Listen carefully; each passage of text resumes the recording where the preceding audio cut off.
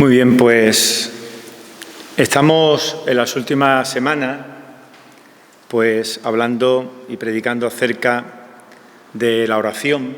Estamos hablando acerca de la importancia vital en nuestras vidas de orar al Señor, que el orar en la Iglesia, si os acordáis, pues hablábamos acerca de que es como el respirar en el ser humano. Si no hay oración en la Iglesia, es como aquel que es capaz de aguantar su respiración hasta donde llegue, claro. Y veíamos claramente desde el principio, cuando empezamos a predicar acerca, centrado en lo que es la oración, la clara necesidad de que el Señor nos enseñe a orar, de que el Señor nos muestre con claridad aquello por lo que verdaderamente es importante, donde tenemos que estar centrados como pueblo suyo, como hijos que hemos sido redimidos por Él, utilizando ese momento tan importante que Él nos da, que nos regala, de abrir nuestros corazones, de estar buscando un tiempo de intimidad con el Señor, un tiempo importantísimo donde el Señor pues fortalezca esa relación necesaria que tengo que tener con Él. Y nos decía, y veíamos, como digo, esa necesidad antes de nada de Señor, enséñanos a orar. No es el texto que vamos a compartir esta mañana, pero sí que nos va a servir muy bien de introducción y os invito a que nos acerquemos al Evangelio de Lucas, en el capítulo 18, donde vamos a tener la lectura de una parábola que nos va a venir, como digo, bastante bien para que nos sirva, ¿no?, de introducción acerca pues, del texto que luego posteriormente vamos también a leer. En Lucas capítulo 18, los primeros versículos, del versículo 1, dice así, Lucas 18.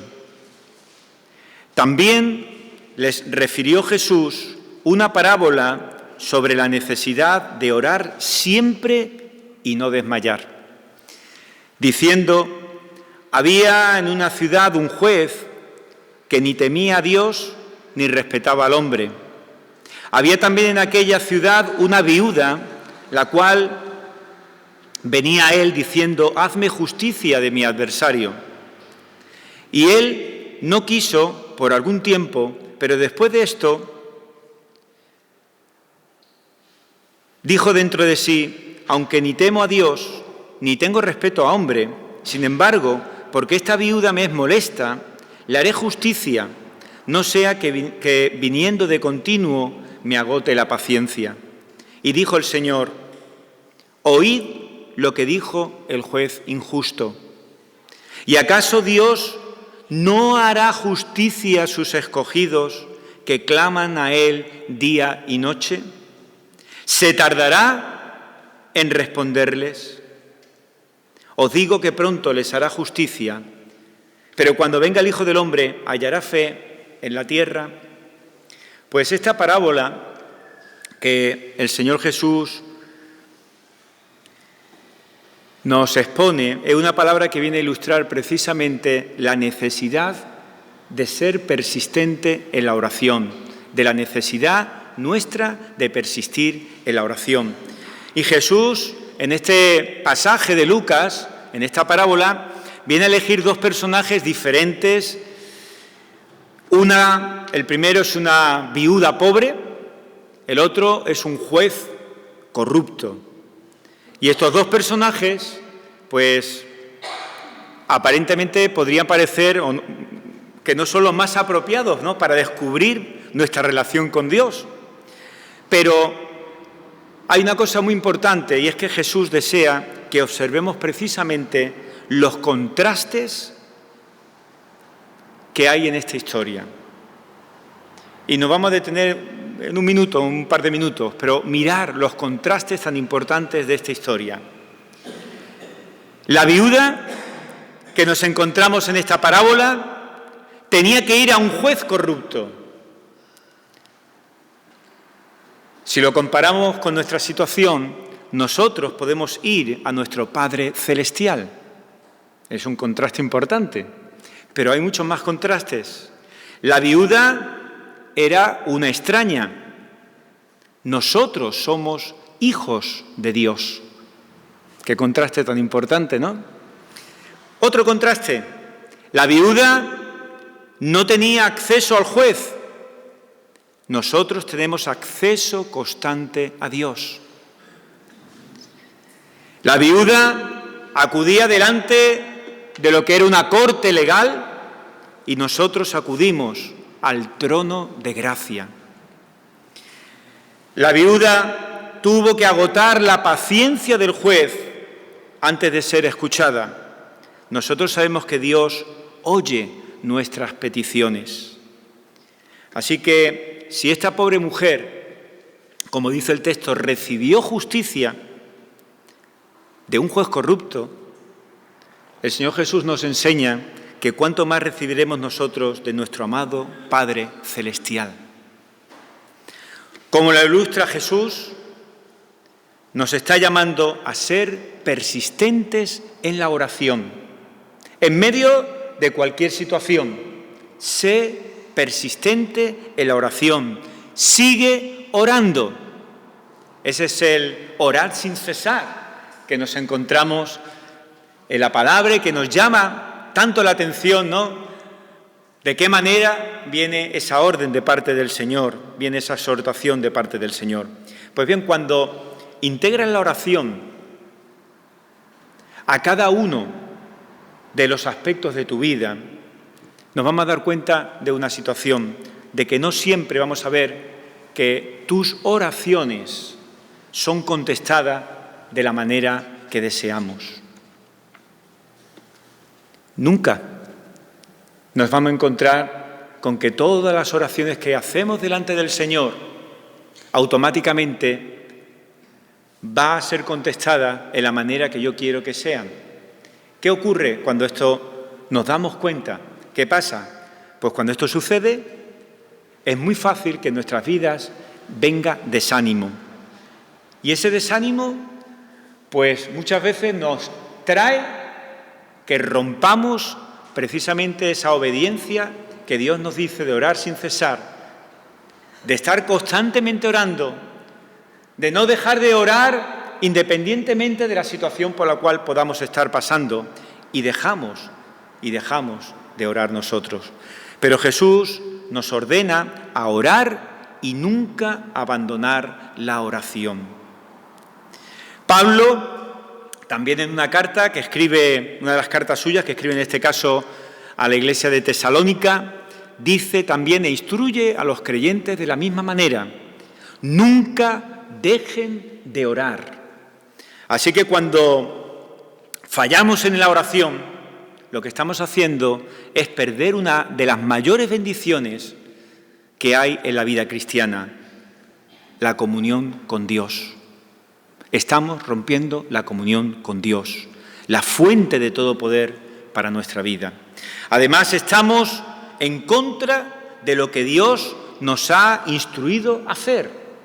Estamos en contra de lo que la palabra nos está constantemente diciendo que debe de ser nuestra actitud por la necesidad imperiosa que tenemos de tener una relación lo más intensa posible, porque nos es necesario, como digo, con aquel que ha sido el dador de vida. El creyente, cuando ve su necesidad de misericordia y su necesidad de gracia, siente su incapacidad al mismo tiempo y empieza a ver con bastante claridad sus auténticas debilidades. Y cuando es consciente de esto, siente que tiene que orar delante del Señor. En una de las oraciones de nuestros hermanos, en esta mañana, la hermana que estaba orando decía: ¿a quién iremos, no? ¿A quién iremos? Si solo en ti hay palabras de vida eterna. ¿Quién es el único que nos puede dar consuelo en medio de las situaciones que nos turban con fuerza, que nos hacen que no tengamos descanso adecuado, que no estemos realmente con la paz que necesitamos en nuestras vidas? Pues no podemos encontrar en la palabra si nos damos cuenta, nunca ningún ejemplo de un hijo de Dios que deje de orar. O que no ore, mejor dicho. Pocos ejemplos nos vamos a encontrar. Este era un hijo de Dios, pero no oraba. No, nos cuesta trabajo de encontrarlo. Porque esta es precisamente una de las características del pueblo de Dios.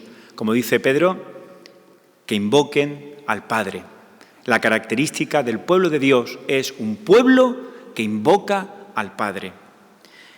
Y ellos invocan el nombre de nuestro Señor Jesucristo. Pero al mismo tiempo también la palabra nos dice, y no lo podemos tomar como algo muy duro, porque es duro, pero la palabra de Dios también al mismo tiempo nos dice que una de las características de los impíos, o la manera que se caracteriza el impío, es precisamente todo lo contrario, que a Jehová no invocan. ¿Para qué? El impío tiene necesidad de invocar al Dios Todopoderoso. ¿Para qué invocar a aquel donde no está puesta precisamente mi confianza? Esa es una característica del impío. El hábito de la oración sincera es una de las mejores evidencias de que el Espíritu Santo ha obrado realmente en la vida de una persona. Así que, aún así se convierte en el deber cristiano, cuando hablamos de la oración, que más descuidado tenemos. Mirad que es importante, mirad que nos es necesario, mirad que nos dice con claridad la palabra qué es lo que caracteriza a su pueblo. Mirad lo que dice la palabra, qué es lo que caracteriza precisamente al impío. Qué importancia de estar en oración delante del Señor en todo momento y en toda situación. No solamente cuando tenemos problemas aparentes o cuando la cosa ya nos agobia y ya no sabemos qué hacer, entonces muchas veces o acudimos al Señor como el que acude, yo que sé, de una manera supersticiosa a cualquier cosa, ¿no? Para que se solucione cuanto antes nuestra situación. No, en medio de cualquier momento, en medio de cualquier situación, nos es necesario orar al Señor. Aún así, como digo, es una de las cosas que precisamente más descuidadas tenemos. ¿Cómo debe ser la oración, por lo tanto? ¿Cómo podemos o cómo debe ser la oración en la práctica? Y hay muchos libros que podemos mirarlo, pero tenemos el mejor modelo, que es el que nos viene a proveer el propio Señor Jesús. Su instrucción, su ejemplo, nos va a ayudar indudablemente a construir un marco que nos hará entender mucho mejor la oración y también las implicaciones como Iglesia. No solo a nivel individual estamos hablando, sino que estamos hablando también de la oración que implica a nivel individual, pero también de manera colectiva. Por gracia, Jesús nos enseña a entender la necesidad de la oración colectiva y de qué manera esta oración colectiva moldea a la Iglesia. Así que mirad la importancia de la oración colectiva, de la oración de la Iglesia. Es algo que va a moldear precisamente a la Iglesia. Si no hay oración colectiva, ¿de qué manera va a ser moldeada la Iglesia? Así que antes de nada, antes de que podamos ponernos a orar más, antes que nos pongamos a ser más persistentes en la oración, lo que debemos de aprender es cómo orar. Y Jesús aborda la oración poniendo el foco en algo que nos llama la atención. Pone el foco en nuestras prioridades, pero las prioridades que surgen, las nuevas prioridades que hay en el corazón de aquel que ha sido precisamente rescatado por el Señor, que ha sido reconciliado con Dios. Prioridades distintas, por lo tanto, a las prioridades normales y naturales que el hombre debe de tener. Pues, antes que nada, el Señor lo que aborda la oración es poniendo el foco, como digo, en nuestras nuevas prioridades. Hay un hermano que lo estudiamos mucho también, J.C. Ryle, ¿vale? Para no pronunciarlo mal, lo pronunciamos en plan. Y este hermano decía una cosa que lo hemos escuchado más de una ocasión y es cierta. dice este hermano, dime cuáles son las oraciones de un hombre y rápidamente te diré el estado de su alma. Más claro, cuando Jesús nos enseña a orar, no comienza enseñándonos cómo pedir, sino que nos enseña qué debemos pedir, que es distinto. Nos da nuestras prioridades antes de darnos incluso el proceso de la oración en sí. No nos enseña a pedir, nos enseña qué cosas debemos de pedir conforme a nuestras auténticas necesidades. Y vuelvo a repetir, estamos hablando de las necesidades de aquel que tiene un corazón nuevo que ha sido puesto por el Señor. Vamos a leer el texto que en esta mañana quería compartir con vosotros. Es un texto que ya comenzamos hace un par de semanas dentro del Sermón del Monte, y ya la semana pasada estuvimos hablando algunas cositas, pero vamos a irnos en el capítulo 6 de Mateo, del Evangelio de Mateo, nos vamos a ir esta mañana al versículo 9. Y aunque vamos a leer del 9 al 13, no vamos a avanzar mucho en el sentido que prácticamente creo que hay cosas muy, muy importantes que compartir y ver todos juntos como iglesia en lo que es solamente en el versículo 9. Pero vamos a leer del 9 al 13, porque es en este pasaje que habla de la oración, ¿no? De la oración del Señor. Y podríamos decir que podríamos dividir esta oración, pero no vamos, aunque veamos, como digo, la oración completa, vamos solamente a centrarnos en el versículo 9 en esta mañana. Vosotros, pues, dice el versículo 9, oraréis así. Padre nuestro que estás en los cielos, santificado sea tu nombre. Venga tu reino, hágase tu voluntad como en el cielo, así también en la tierra. El pan nuestro de cada día, dánoslo hoy.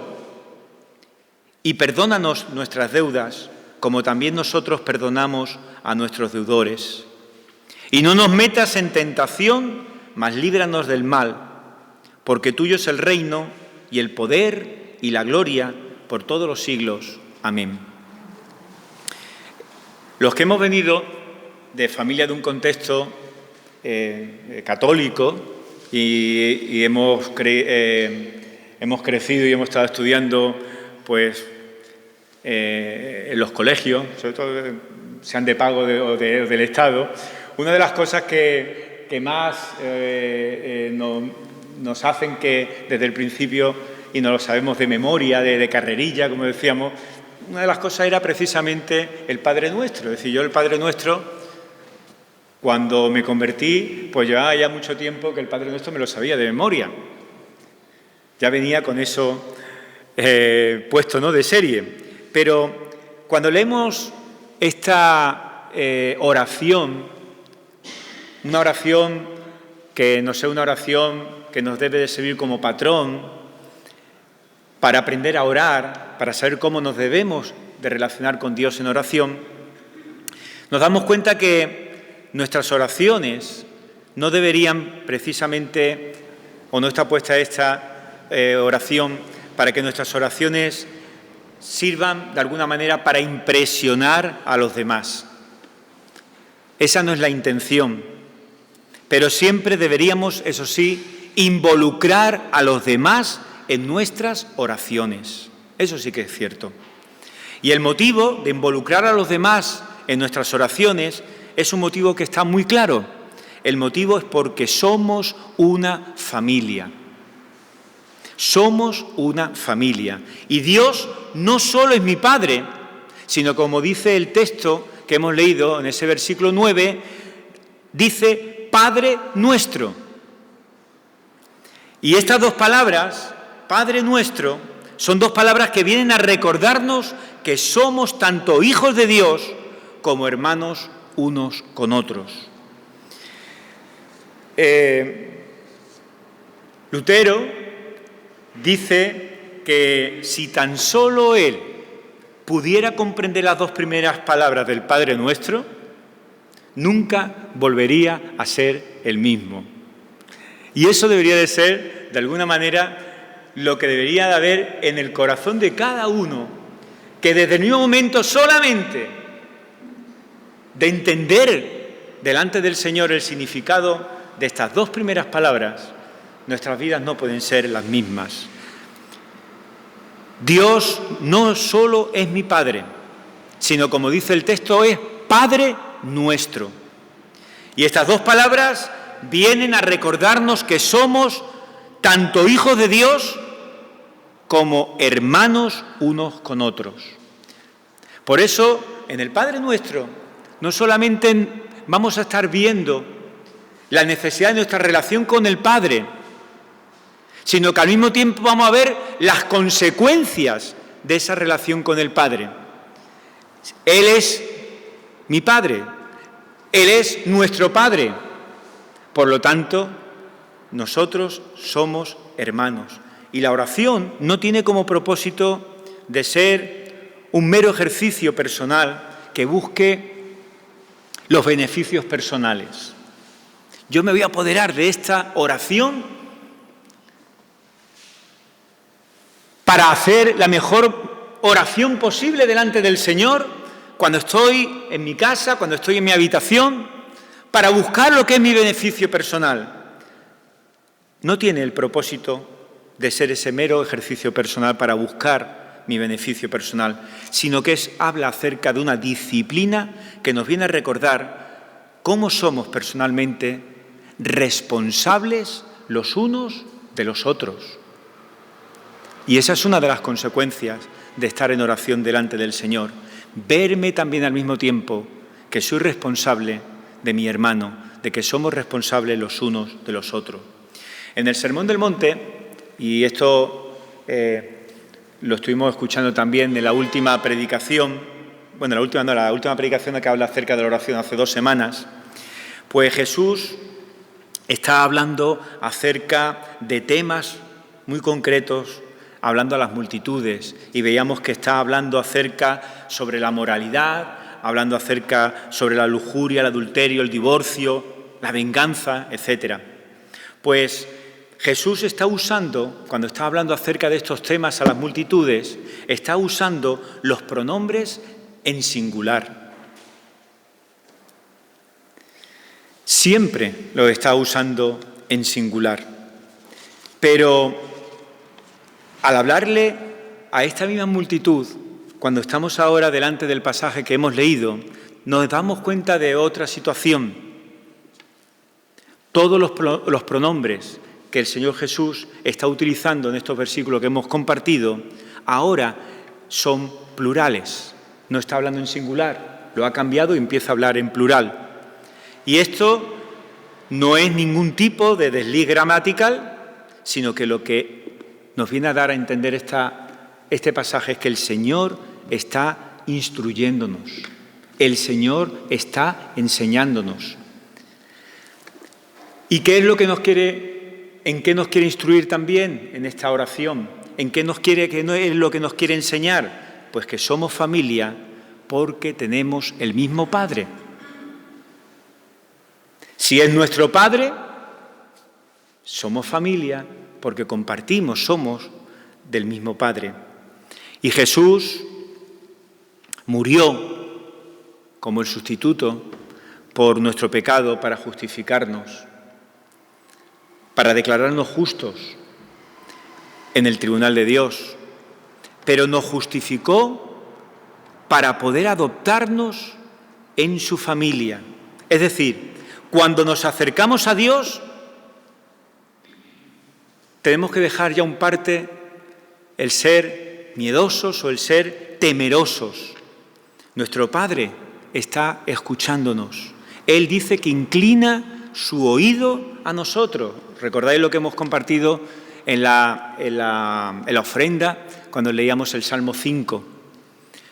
Él, el Padre, nos está mostrando compasión, Y está siendo compasivo con cada uno de nosotros a pesar de mis fallos y a pesar de mis debilidades.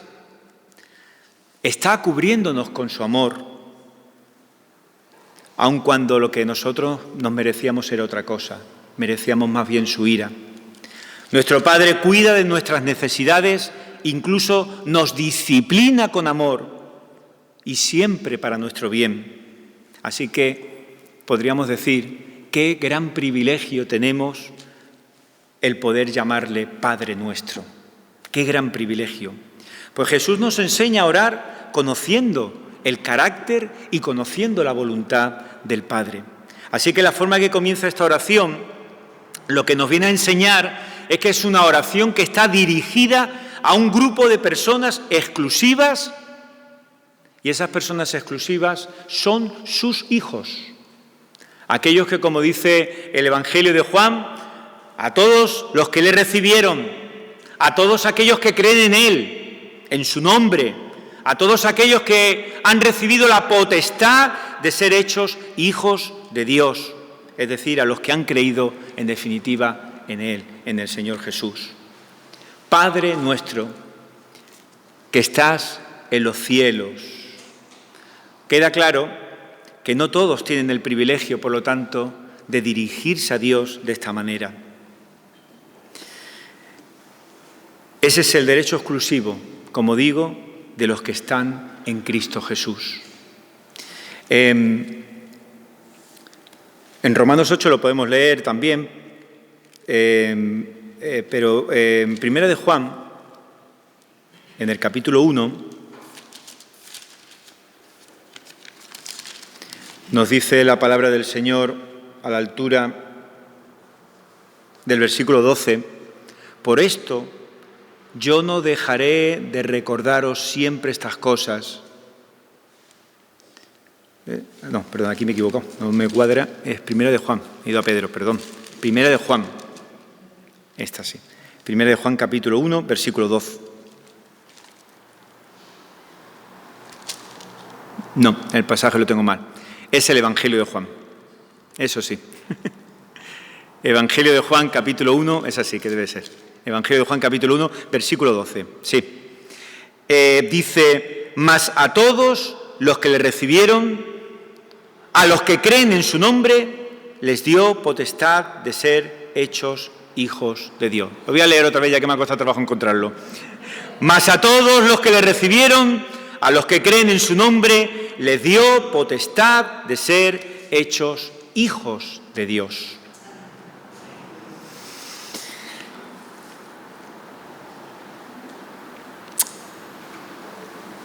Como digo,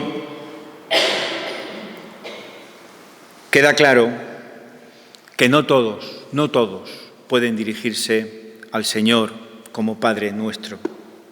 Eso es algo que está puesto para sus hijos, para aquellos que han recibido en sus corazones un nuevo corazón de carne, han puesto un nuevo corazón en el Señor, y el Señor pues nos ha reconciliado con nuestra lejanía delante del Padre. Así que naturalmente hay un sentido en que Dios puede ser llamado correctamente Padre de todos los hombres y de alguna manera pues podríamos decir que estaría bien, entre comillas, porque Él los creó, porque Él, como dice también el libro de Salmos, el que se encarga de mantenerlos, toda la creación suya, Él también es el que se encarga de mantenerlo. Pero ese no es el sentido corriente que hay que interpretar la palabra Padre en las Escrituras, porque en el Sermón del Monte, precisamente esta palabra se está usando en el sentido de un redentor, usando en el sentido del Salvador, un sentido en que Dios es Padre no de todos, aunque es bueno con todos y en todos, que dice que hace salir el sol para unos, para justos, para injustos, que llueve para el bueno, para el malo, efectivamente es así, pero Padre solamente en nuestra relación con Él, a la hora de nuestra oración, solamente puede ser utilizado por aquellos que son sus hijos, para aquellos que Él ha rescatado, para aquellos que han sido adoptados por Él. Es llamado vuestro Padre cuando es padre de los pacificadores y de los que aman incluso aún a sus propios enemigos, como también está diciendo el Señor Jesús en el Sermón del Monte. Así que de la misma manera, según la enseñanza de Cristo relatada en otro lugar, los que lo rechazan son hijos, no de Dios. En el Evangelio también de Juan dice, esos, los que lo rechazan, no son hijos de Dios, sino que son hijos del diablo. La frase inicial de la oración, Padre Nuestro, define a aquel a quien estamos orando. Cuando comenzamos de esa manera, nos estamos centrando en quién estamos orando. Padre Nuestro que estás en los cielos. Una hermosa frase que viene a indicar simultáneamente, por un lado, la proximidad del Padre, la trascendencia de Dios, y ese Padre es una palabra que indica sobre todo intimidad. Es lo que buscamos en la oración, tener intimidad con el Padre. Dios está cercano, nos recibe en su familia, nos escucha como a hijos suyos. Esa es una palabra que sugiere la plena confianza con la que el creyente puede acercarse a Dios. Y esta intimidad, muchas veces caemos en el error también, y además hablo de nuestro contexto, de llegar a exagerarla. La palabra empleada aquí por Jesús, la palabra Padre, aparte de ser utilizada por el niño al dirigirse a su padre, era también una palabra que era empleada frecuentemente como tratamiento respetuoso cuando se estaba delante de las personas mayores.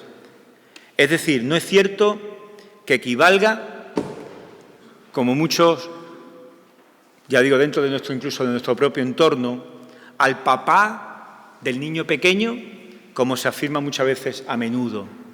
No. Además, la frase que dice, Padre nuestro, que estás en los cielos, lo que viene a indicar es que este Padre nuestro habita en otra esfera diferente de la que nosotros conocemos. Él no está sujeto al tiempo ni está sujeto tampoco al espacio. Él no está sujeto a estas cosas. Él es el Dios eterno. Él es el Dios trascendente. Él es el Dios omnisciente. El Dios omnipotente, el único, el sublime, alejado de toda capacidad nuestra de entenderle. No lo podemos entender, no podemos entender en su totalidad, está fuera de nuestro alcance. Sus pensamientos no son los nuestros. Él no conoce en su persona las limitaciones que nosotros tenemos. Él no conoce en su persona las debilidades que hay en cada uno de nosotros, sino que vive en absoluta santidad. Por lo tanto, está tan cerca de nosotros que nos entiende a la perfección y ve aún nuestros pensamientos más íntimos.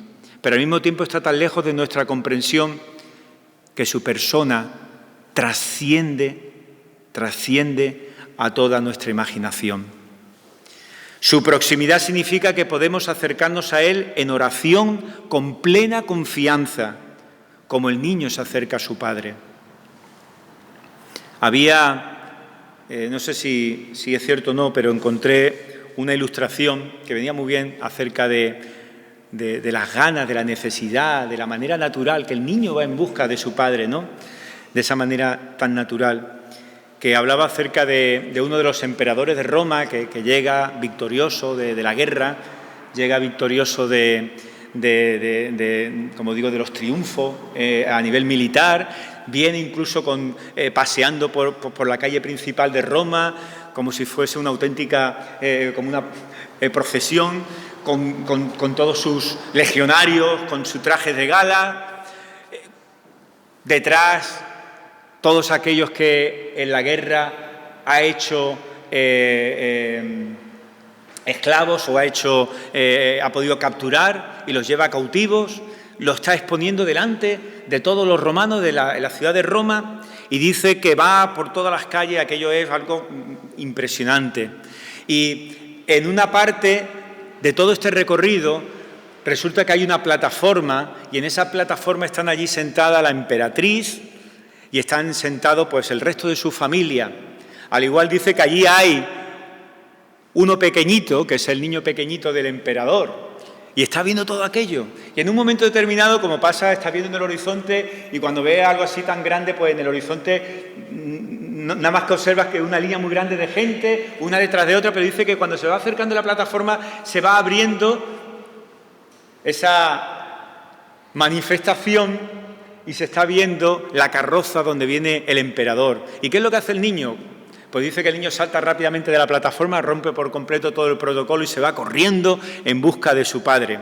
Empieza a correr por debajo de las piernas de los legionarios que van allí, porque aquello no se puede pasar, y cuando ya está llegando prácticamente a la carroza donde está el emperador, ¡pah!, ahí lo coge uno de los legionarios, lo para, lo coge en brazos y le viene a decir: chico, no puedes hacer esto, es que no sabes quién es el que va en esa carroza. El que va en esa carroza es el emperador, así que no puedes dirigirte a ella. Y este niño pequeño dice que se sonríe y le dice: puede que sea tu emperador, pero es mi padre. Y de alguna manera esta ilustración, no sé si es cierta o no es cierta, pero sí que ilustra bastante bien para que nos haga sentir cuál es el sentir precisamente del cristiano para con Dios. La santidad, la majestad, el poder son los de aquel a quien Jesús nos ha enseñado a llamar precisamente Padre nuestro. Su proximidad, como digo, significa que podemos acercarnos a Él en oración con plena confianza, como el niño a su Padre. Su trascendencia implica que debemos hacerlo con reverencia, en humildad, con devoción, con respeto, porque la camaradería o la familiaridad con la que muchas veces nos dirigimos al Señor, nos dirigimos al Padre, pues viene a ser algo barato, viene a ser algo que viene a caracterizar a algunos. Y cuando uno mira distintos comentaristas bíblicos de bastante peso, llegan a decir: ojo, que eso puede llegar a ser incluso hasta antibíblico. Vayamos delante del Señor, efectivamente, sin el temor, de manera temerosa, sin temor, porque es nuestro Padre, pero vayamos de una manera con confianza, pero no perdamos nunca el saber y tener conciencia de a quién nos estamos dirigiendo. Él es el Padre Todopoderoso, Él es el Señor, Creador de cielo y tierra. Él es nuestro Padre. Es un Dios de amor, pero también es un Dios santo. Así que ahora nuestro temor a Dios nunca debe impedir que nos acerquemos a su trono con confianza. Nuestra confianza nunca debe significar que nos acerquemos con irreverencia o con ligereza a la hora de pronunciarnos. Por tanto, como invocación inicial del Padre Nuestro, no debe ser motivo de interpretaciones muy rebuscadas. El Señor, de una manera natural, nos estaba hablando precisamente en el Padre Nuestro y Cristo está empleando esta palabra con la sencilla finalidad de que diferenciemos que el Padre al cual nos estamos dirigiendo no es nuestro Padre terrenal, no es nuestro Padre que tenemos aquí en la tierra.